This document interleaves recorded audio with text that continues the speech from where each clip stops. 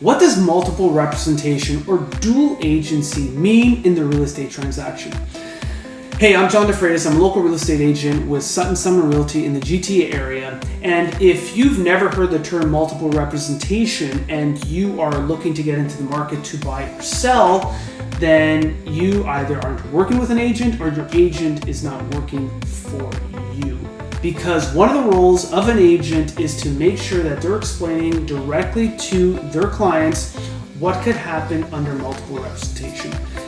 What is multiple representation? Essentially what this means is that one brokerage is getting both sides of the transaction, essentially getting the complete commission, and one brokerage would also be in turn looking out for the best interests of both the seller and the buyer involved in that transaction. Is this possible? Yes, it is possible.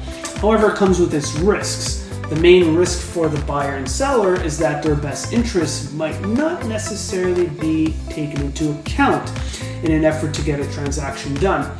This obviously would be an unethical practice in real estate.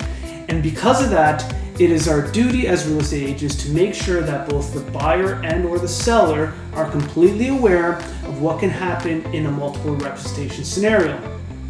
And if a scenario like that was to take place, it is the responsibility of the real estate agent working with both parties or the brokerage working with either party to explain that situation to them and have them agree to move forward with the transaction in writing. So they would have to agree to this multiple representation scenario in writing.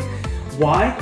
Because it needs to be transparent that both parties are still having their best interests looked after.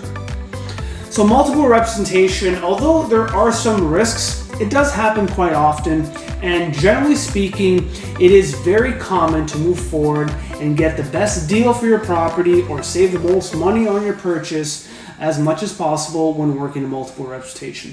For more tips on how to move forward in a real estate transaction, follow me on TikTok.